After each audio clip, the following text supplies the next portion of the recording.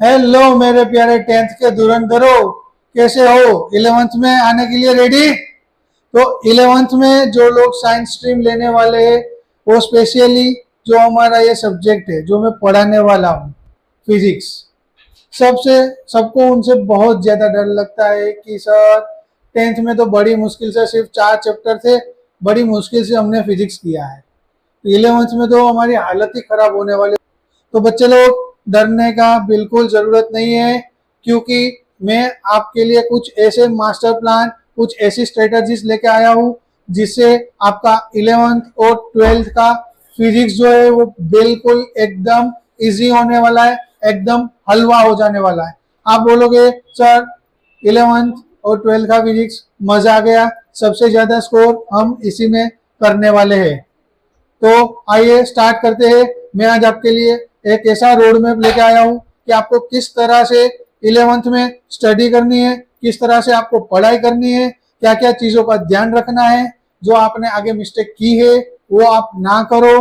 तो हमें ऐसा कौन कौन सी बातों का ध्यान रखना है, उसके ऊपर हम इस वीडियो के अंदर डिस्कस करने वाले हैं। तो ये है आपकी फिजिक्स की एनसीईआरटी की खूबसूरत किताब है, जो कि आपकी सिरदर्द बनने वाली है।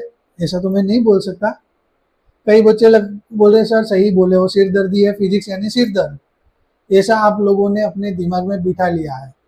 फिजिक्स कभी भी सिर दर्द नहीं है। अगर उनको मैं आपको जो चीज़ बोल रहा हूँ उस तरह से अगर आप अच्छे से वो फॉलो करेंगे तो आपके लिए फिजिक्स, अरे सर इससे अच्छा सब्जेक्ट कोई नहीं है, ऐसा हो जाएगा, वो मेरी गारंटी है। तो हमें क्या क्या चीज़ें, अब तक आप टेंथ में क्या करते थे कि एनसीईआरटी खोली, रट्टा मार लिया, पढ़ाई कर ली, हो गया, कोई टेंशन नहीं, बिंदास घूमना था। एग्जाम के अगले 2-4 दिन पहले बुक उठाते थे, या तो अभी तो ये जो यूट्यूब पे ऑनलाइन देख लिया, लाइव क्लासेस देख लिए, हमारा टेंथ बोर्ड हो गया, हमने फोड़ दिया। बच्चों आप लोगों ने फोड़ा नहीं है। अगर यही मेथड से अगर आपको 11th-12th में जाना है तो पहले ही बोल रहा हूँ ये मेथड आपकी नहीं चलेगी, क्योंकि टेंथ में सिर्फ साइंस की आपकी एक किताब थी, एक सब्जेक्ट था। यहाँ पे आपका पूरा का पूरा साइंस स्ट्रीम है, जहाँ पे आप साइंस की एक ही किताब के, एक ही बुक के अंदर फिजिक्स भी पढ़ते थे, केमिस्ट्री भी पढ़ते थे, बायो भी पढ़ते थे। यहाँ पे पर सब्जेक्ट की 2 बुक्स है। तो बच्चे लोग आप जो सोच रहे थे कि हम लास्ट में कवर कर लेंगे, नहीं, लास्ट में आपका कुछ कवर नहीं होगा। सिर्फ सिर्फ और सिर्फ आप सिर्फ रोते रहोगे कि काश हमने कृतिक सर की बात पहले मान ली होती, सर ने जैसे पहले दिन से बताया था, अगर वैसा हमने किया होता तो आज हमारे मार्क, हमारे जो स्कोर होते, हमारा जो रिजल्ट होता वो बहुत अच्छा होता। तो ऐसे बाद में आपको पछताना ना पड़े, रोना ना पड़े, इसीलिए जो मैं बोल रहा हूँ स्टार्टिंग से करते जाना, आपका रिजल्ट अच्छा हो जाएगा। तो हमको हमारा जो 11th ग्रेड है वो किस तरह से स्टार्टिंग करना है, क्या क्या पॉइंट्स हमें ध्यान रखने हैं, जो हमें टेंथ में गलतियां की थी वो यहाँ पे रिपीट ना हो, ऐसी कौन कौन सी चीजें हमको ध्यान रखनी है, चलिए उसके ऊपर थोड़ी सी डिस्कशन कर लेते। तो सबसे पहले क्या है कि आपको जो है शिफ्टिंग होना है किस पे, तो के कंसेप्चुअल लर्निंग पे। मतलब क्या है कि आपको जो भी कॉन्सेप्ट है उसको समझना है, उसको सिर्फ रट्टा मार के छोड़ नहीं देना। जो आप टेंथ में करते थे, 9th में करते थे, उन सबको भूल जाओ। आपको कॉन्सेप्ट जो है वो उसकी अंडरस्टैंडिंग होनी चाहिए। वो कॉन्सेप्ट को जब तक आप अंडरस्टैंडिंग नहीं करोगे तब तक आपका कुछ भी आगे नहीं होने वाला है। आप अगर टेंथ की तरह ही रट्टा मारोगे तो भूल जाओ, आपका हो गया स्वाहा। ओके, फिर आपको जो है आपका एनसीईआरटी, ये जो है मोस्ट इंपॉर्टेंट है कि एनसीईआरटी की जो लाइंस, जो सारी थियरी दी हुई है, मानता हूँ कि आप जब फर्स्ट टाइम 11th में आप जब एनसीईआरटी की बुक देखोगे, थियरीज पढ़ोगे, तो आपके लिए बहुत ही नया एक्सपीरियंस होने वाला है। थोड़ा सा आपको हार्ड लगने वाला है, डिफिकल्ट लगने वाला है, वो मैं सब जानता हूँ, लेकिन आपको एनसीईआरटी की जो थियरी है, उन्हीं का कॉन्सेप्ट अगर आप अच्छे से दिमाग में समझने लगोगे, उतना आपके लिए 12th इजी रहेगा। ये हम 11th में, मैं इसीलिए ये सारी लिस्ट लेकर आया हूँ, ताकि जो आपका 11th है वो भले ही आपके चैप्टर्स वाइज थोड़ा सा डिफरेंट है, 70-80% 11th से आपका फिजिक्स जो है वो 12th के अंदर पूरा डिफरेंट है, लेकिन 11th का मेन मोटिव मेन हमारा मकसद क्या है कि आपको एक आपका एक ब्रेन जो है, आपका एक जो बॉडी है, वो इसकी आदत में आपको एक एडॉप्ट करना है कि कॉन्सेप्ट समझना, कॉन्सेप्चुअल लर्निंग लेना, वो सारी चीजें जो है वो आप अभी से प्रैक्टिस करोगे। डिफिकल्ट क्वेश्चन यानी कि application based question, case study based question, वो सारी चीजें जो है वो आपको अभी से प्रैक्टिस करनी है, तब जाके, क्योंकि ये पूरा आपके लिए एक नया एक्सपीरियंस होने वाला है, एक पूरी नई चीज आने वाली है। ये आपकी एक जर्नी का एक नया दौर, नया स्टेप स्टार्ट होने वाला है। तो जब हम किसी भी चीज की शुरुआत करते हैं तो हम शुरुआत से ही अगर हम हमारे को खुद को ऐसा बना ले कि हम हर एक कंडीशन में, हर एक चीज में अच्छे से अच्छी प्रैक्टिस करेंगे, अच्छे से अच्छी ट्राई करेंगे, तो आपका जो नेक्स्ट स्टेप होगा वो आपके लिए एकदम इजियर हो जाएगा। तो 11th में जितना आप अच्छे से आपके ब्रेन को कैपेबल कर लोगे चीजें समझने के लिए, चीजों को सोल्व करने के लिए, उतना ही आपके लिए 12th इजी होने वाला है। अगर आपने 11th को भी मस्ती में लिया कि 11th कहाँ बोर्ड है, वो तो हमारी स्कूल में ही एग्जाम देनी है, 11th में क्या इतना करना, 12th में देखा जाएगा, 12th में कर लेंगे, तो बेटा आपकी सबसे बड़ी मिस्टेक रहने वाली है। अगर आप स्टार्टिंग से 11 से ध्यान नहीं दोगे तो आपका सबसे बुरा हाल 12th में होगा। क्यों, वो भी मैं आपको बताता हूँ। क्योंकि 11th के अंदर अगर आपने अच्छे से नहीं समझा होगा तो 12th के अंदर आपके पास सबसे कम टाइम होता है बेटा। 12th के अंदर आपके पास सिर्फ और सिर्फ 8 मंथ्स होते हैं। आपको आपका सारा सिलेबस कवर करना है, प्लस आपको प्रैक्टिस करना है, समझना है सबके लिए। जो अगर आप उस टाइम अगर आप स्टार्टिंग से स्टार्ट करने बैठोगे तो आप कभी उसका एंडिंग नहीं कर पाओगे। फिर आप रट्टा ही मारोगे और आप क्वेश्चन पेपर देखोगे, उसमें कुछ डिफिकल्ट क्वेश्चन आ गए तो आपका वो क्वेश्चन रह जाएगा, आप नहीं सोल्व कर पाओगे, ये मेरी गारंटी है। तो उसके लिए आपको क्या करना है, अच्छे से स्टार्टिंग से 11 से हर एक थियरी को सिर्फ समझने के लिए नहीं समझना है, उसको एक अंडरस्टैंडिंग लेवल के साथ जानना है कि वो कॉन्सेप्ट क्या है, वो कॉन्सेप्ट कहाँ यूज आता है, उसका मुझे यूज कैसे करना है।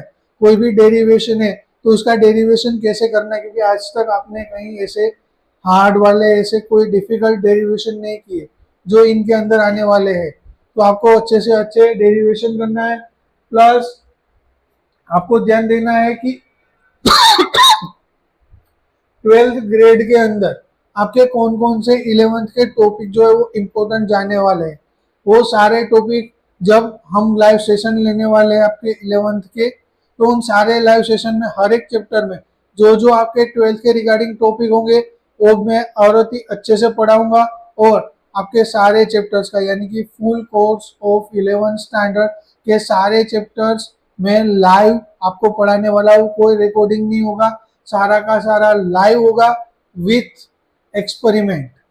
जो जो टॉपिक पे लाइव एक्सपेरिमेंट पॉसिबल है उन सारे टॉपिक पे मैं आपको एक्सपेरिमेंट के साथ वो सारे कॉन्सेप्ट पढ़ाऊंगा, ताकि आपका बेस भी क्लियर हो, आपको वो कॉन्सेप्ट भी समझ में आए।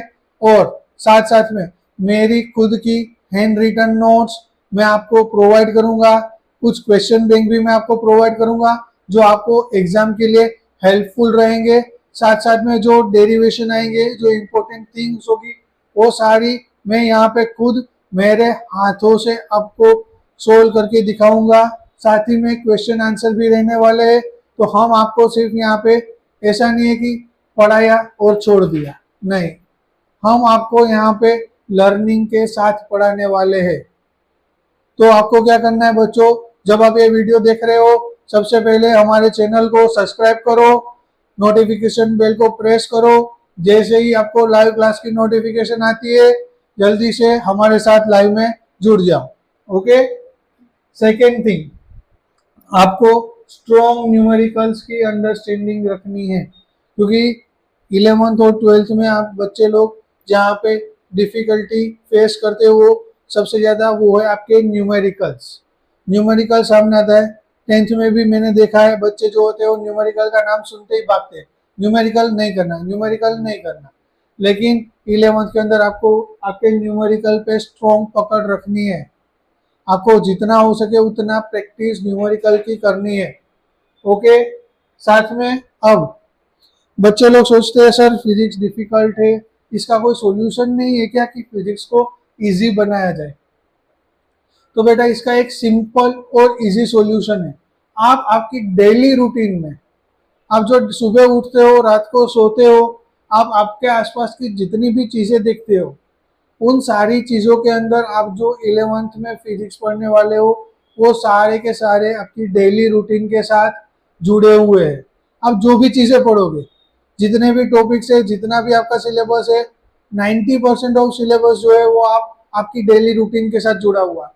तो उन सारे टॉपिक्स को आप अपने डेली रूटीन के साथ ज्वाइन करो कि ये अच्छा ये चीज हम करते हैं तो इसमें ये फिजिक्स लगा, ये टॉपिक है, इसमें ये थियरी लगी। जब आप ऐसा करना सीख जाओगे, आपके लिए फिजिक्स इजी हो जाएगा। फिर आप कभी नहीं सोचोगे physics is a tough subject, physics is a hard subject. आपको ये चीजें डेली लाइफ के साथ जोड़नी है। और 11th का फिजिक्स तो इतना आपके डेली लाइफ से जुड़ा हुआ है, या तो मैं ये बोलूँ कि आपकी डेली लाइफ से ही आपका 11th का फिजिक्स लिया गया है। तो चलो बच्चों, मैं आपके लिए एक मास्टर प्लान लेके आया हूँ। अब ये मास्टर प्लान है क्या? ये मास्टर प्लान है कि आपको किस तरह से स्टडी करनी है, यानी कि किस तरह से आपको पढ़ाई करनी है। अब तक जो आपने 10th में किया, जिस तरह से भी पढ़ाई करते थे, जो भी करते थे, वो भूल जाओ। मैं आपके लिए एक सिंपल सी इजी वाली एक टेक्निक लेके आया हूँ, या तो आप उसको ट्रिक बोल सकते हो। जिस तरह से, अगर जो मैं ट्रिक बता रहा हूँ, अगर आप उस तरह से पढ़ोगे तो मेरी गारंटी है कि आपको आपकी एग्जाम के टाइम, जैसे मैं पढ़ता था, ये मेरी ट्रिक है कि मैं एग्जाम के टाइम, मेरे 12th के बोर्ड या 10th के बोर्ड के एक दिन पहले, 2 दिन पहले मैं क्रिकेट खेलता था। मुझे एग्जाम की कभी कोई टेंशन ही नहीं होती थी, मैं बिंदास खेलने जाता था। मेरे आसपास वाले मेरे दोस्त बोले तेरा तो बोर्ड एग्जाम है, मेरे घर वाले मुझे डांटते थे कि तेरा बोर्ड एग्जाम है, कल पेपर है और तो तेरे को क्रिकेट खेलने जाना है। मैं उनको यही बोलता था कि मेरा सारा कुछ हो गया है।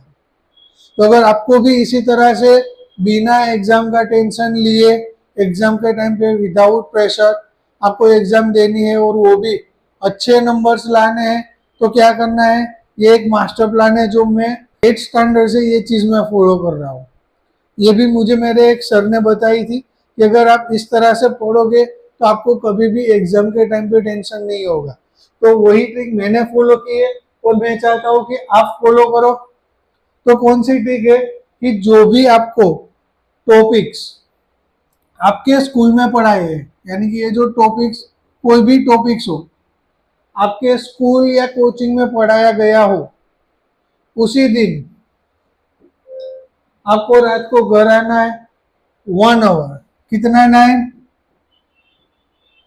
1 आवर है। उसमें आपको क्या करना है कि सबसे पहले आपको आपकी एनसीईआरटी खोलनी है। ये जो आपकी एनसीईआरटी बुक है, उस एनसीईआरटी बुक में आपको जो भी चीजें पढ़ाई गई है वो आपको घर आके पहले रिवीजन करना है। क्या करना है? रिवीजन करना है। एक बार सारे कॉन्सेप्ट जो है, सारी चीजें जो है, वो एक बार अच्छे से पढ़ लेनी है। जब आपका पढ़ लो आप, उसके बाद क्या करना है, आपकी एक बुक बनानी है जो कि आप नोट्स की बुक बनाओगे। ओके, उसमें आपको खुद से कहीं से भी देख के, कहीं से भी कॉपी करके नहीं, खुद से क्या करना है, नोट्स बनानी है। खुद की नोट्स होनी चाहिए। ओके, उसका बेनिफिट क्या होगा? अगर आपको खुद की नोट्स बनानी होगी तो आप क्या करोगे कि आप जब एनसीईआरटी का रिवीजन करोगे तो आप हर एक लाइन देखोगे, हर एक चीज पढ़ोगे, तो आपका एनसीईआरटी का जो बेस्ड है वो स्ट्रॉन्ग होगा। तो आपने खुद से नोट्स बनाए बाय इट सेल्फ। नोट्स कैसी होनी चाहिए? Notes by itself. कहीं से देख लिया, कहीं से कॉपी कर लिया, वो सिस्टम बंद कर दो। वो सिस्टम फॉलो करोगे कभी पास नहीं होगे। खुद के नोट्स बनाओ, उसी में से पढ़ना है। पहले एनसीईआरटी रिवीजन, फिर खुद की नोट्स बनाओ। उसके अंदर भी, क्योंकि आप फिजिक्स पढ़ रहे हो तो ऑब्वियसली बात है कि आपके न्यूमेरिकल्स आने वाले, डेरिवेशन आने वाले। तो जो की डेरिवेशन है, की डेरिवेशन, की डेरिवेशन मतलब कि जो आईएमपी डेरिवेशन है, उस आईएमपी डेरिवेशन को आपको मार्क करना है, हाईलाइट या तो हाईलाइट करो या तो मार्क करो। चलो, दो चीजें हो गई। और तीसरा लास्ट काम, उससे ज्यादा हमें कुछ नहीं करना है। लास्ट क्या करना है कि डेली 5 क्वेश्चन,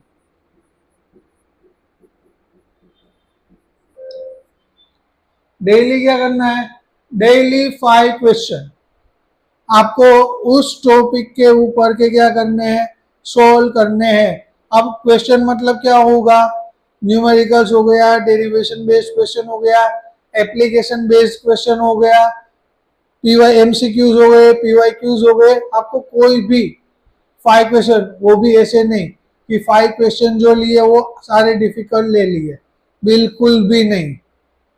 आपको क्वेश्चन किस तरह से लेने हैं, easy, moderate and hard. Starting कहाँ से करोगे, इजी से। तो जब आप इजी क्वेश्चन खुद से सोल्व कर पाओगे, और ये सारे क्वेश्चन 5 क्वेश्चन जो आपको करने हैं वो आपको अपने आप खुद से ही करने हैं। सर अगर ना हुए तो क्या करना, वो भी बता रहा हूँ। शांति रखो, बोलते हैं ना शांति रखो सोना मिलेगा। तो अगर आप 5 क्वेश्चन में कैसे करना है कि फर्स्ट 2 क्वेश्चन इजी लो, 2 क्वेश्चन मॉडरेट लो, 1 क्वेश्चन हार्ड लो। तो जब आप इजी क्वेश्चन से मॉडरेट क्वेश्चन की तरफ आओगे, आप खुद से सोल्व करने की एबिलिटी बढ़ेगी, क्वेश्चन समझोगे, उसका किस तरह से जो कॉन्सेप्ट पढ़े हो उसका किस तरह वहां पे एप्लीकेबल करना है, वो आपकी अंडरस्टैंडिंग बढ़ेगी। तो जब आप ट्राई करोगे, ऐसा नहीं होगा कि आपने फर्स्ट 5 दिन बैठे और आप क्वेश्चन सोल्व कर दिया, आपसे क्वेश्चन सोल्व हो गए। सारे बच्चों को ऐसा नहीं होगा। कुछ 2-4 बच्चे होंगे वो सारे क्वेश्चन सोल्व कर पाएंगे, मोस्ट ऑफ द बच्चे होंगे जिनको डिफिकल्टी लगेगी। लेकिन वो बच्चे भी जब सोल्व करने की ट्राई करेंगे, 1 दिन नहीं हुआ, 2 दिन नहीं हुआ, 4 दिन नहीं हुआ, 8 दिन नहीं हुआ, लेकिन धीरे धीरे धीरे उनकी भी अंडरस्टैंडिंग बढ़ेगी, उनकी भी जैसे जैसे प्रैक्टिस बढ़ेगी वैसे वैसे उन लोगों का भी कॉन्फिडेंस बढ़ेगा, साथ साथ में उनके क्वेश्चन भी सोल्व होंगे। तो ये चीज आपको करनी ही करनी है। अगर आपका टारगेट है 10th बोर्ड के अंदर 95% प्लस लाने का, अगर आपका 10th बोर्ड के अंदर 95% लाने का टारगेट है तो ये चीजें फॉलो करो, गारंटी देता हूं 95 प्लस आ जाएंगे। ओके, तो ये था हमारा मास्टर प्लान कि हमें किस तरह से स्टार्टिंग करना है, हमारा 11th और हमारा 12th। ओके, यहीं पर सिस्टम जो है आपको स्टार्टिंग से 11 से ही फॉलो करना है। अगर आप यही सिस्टम स्टार्टिंग से फॉलो करोगे, make sure your percentage will be 95%, more than 95%। और एक चीज, जिसका भी टारगेट है यहाँ पहुंचने का, ये मेरी एक सिस्टम थी कि जब भी मैं जो भी चीज मुझे डिफिकल्ट लगती थी, मुझे सबसे ज्यादा डिफिकल्ट जब तक मैं पढ़ रहा था 10th तक, तब मुझे सबसे ज्यादा सोशल साइंस डिफिकल्ट लगता था, एसएस। और 11th-12th में मुझे सबसे ज्यादा डिफिकल्ट लगता था बायो। तो ये दो चीजों में मैं क्या करता था कि मैं टारगेट सेट करता था। कैसा टारगेट कि भाई मुझे 100 में से कितने लाने हैं, तो कि मुझे भाई 90 प्लस लाने हैं।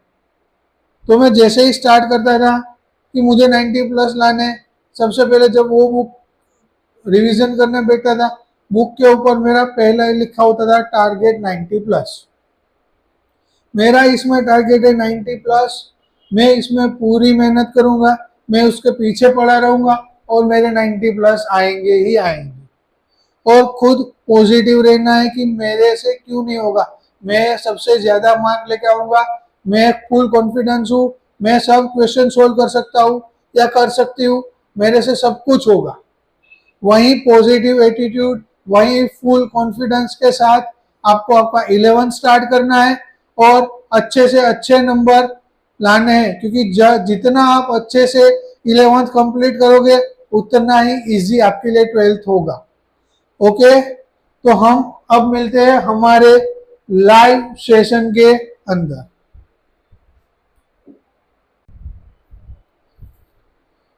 चलो, तो अब हम मिलते हैं हमारे लाइव सेशन के अंदर, जिसमें मैं आपको 11th का फुल कोर्स सारा चैप्टर इन डिटेल, बेसिक से लेके हाई लेवल तक सारे क्वेश्चन के साथ, सारे टॉपिक के साथ, विथ डेरिवेशन, न्यूमेरिकल, उन सब के साथ सारा लाइव सेशन होने वाला है आपके 11th के फुल कोर्स का।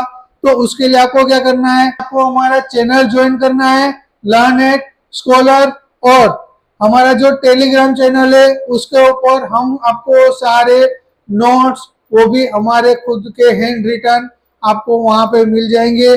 साथ में आपको क्वेश्चन बैंक भी मिल जाएगी, जिससे आपको अच्छे से अच्छी हेल्प मिलेगी आपकी एग्जाम के अंदर। तो चलिए अब हम मिलते हैं हमारे लाइव सेशन के अंदर। Bye, enjoy your day.